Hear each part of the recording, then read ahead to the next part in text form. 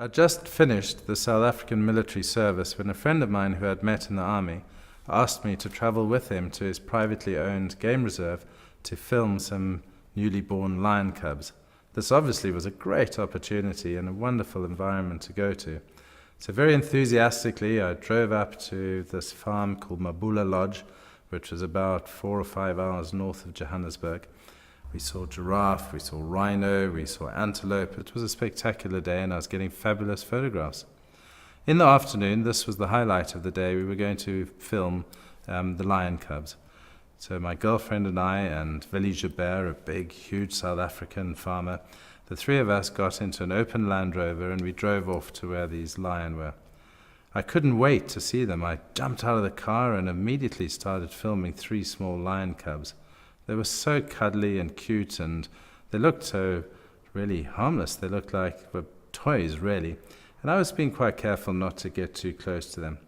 When you're a cameraman and you look through the viewfinder of a camera, you're not really aware of what's around you that much, but you're focusing and making sure that you're getting the very, very best pictures. Well, suddenly, without any warning whatsoever, bang! I felt this extraordinary power hit me on my right hand. The camera went flying, and my arm was pulled to one side, and crunch! I looked, and I couldn't believe it. A lioness right on the end of my arm, and her teeth, her first tooth, went right through my arm there, bit this finger over here clean off, and her teeth went through that knuckle, and broke the hand like a V. And as she was hanging on to my hand, munching it away, all I could hear was my bones crunching and cracking, and the pain was extraordinary, a lot of pain. So by the time I actually got to the hospital, my whole feeling was here at last. They rushed me into theatre, the anaesthetist put a drip up, gave me my pre-med, and the surgeon arrived. He was late for a bit. He arrived in there and he looked at my hand and started to take the bandage off this hand. But he didn't put any saline water on or anything and just started ripping it off. And as you can imagine, all the nerve endings were exposed and it was incredibly painful. And I was perhaps slightly rude and I said to him, cool it, chappie, it's really painful. At which point he said, who's your chappie? I'm doctor. And then I thought, whoops, we're in trouble here. He got it off and looked at my hand and informed me he was going to amputate my hand. And I said, I beg your pardon? He said, I'm going to amputate your hand 2 inches above the wrist. As a young 21-year-old cameraman, the idea of having no hand, let alone for anybody, but the fact that I needed my hand for my job, this was the worst news you could imagine. At first, I politely said to him, do you think it's necessary? He informed me he had been a doctor for 26 years. He knew what he was talking about. There was a multiple crush injury.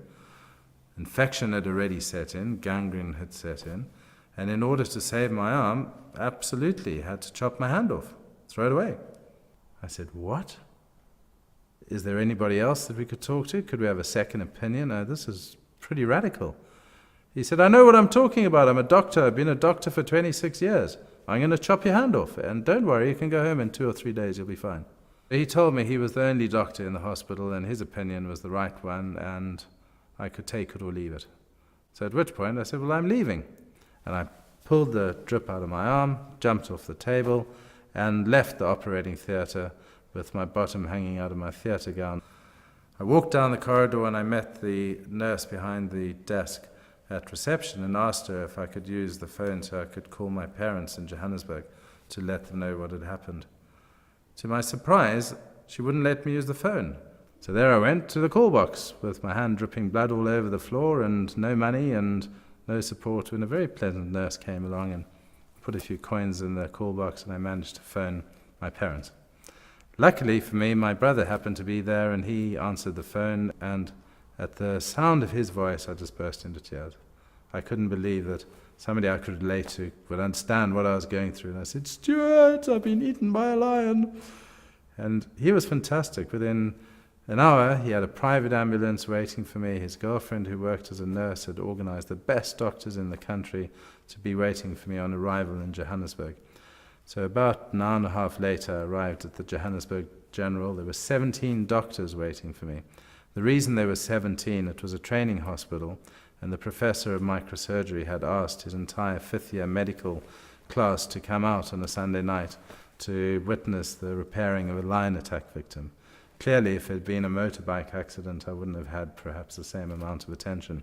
But I was whisked into theatre, having first an x-ray, which was good because the other people hadn't even bothered to do an x-ray, and then straight into the operating theatre. You can imagine 8 hours later when I woke. For that whole period I couldn't use my right hand, so I learned to use my left hand. I played table tennis, learned how to shave, and became left-handed. Wrote thank you letters left-handed. And on one of my weekends out, I went and played football, and to my amazement, I kicked the ball left-footed. And then I started to think I'd actually become left-handed. I then realized that I'd become more creative, more understanding, more considerate, and my brain had shifted a little bit as a result of this accident. And the message really is for all of us in life, things do happen that are unexpected, but you have the power of choice. And if I'd just taken that doctor's first opinion, today I would have been leading a very, very different life. I would have one hand instead of two.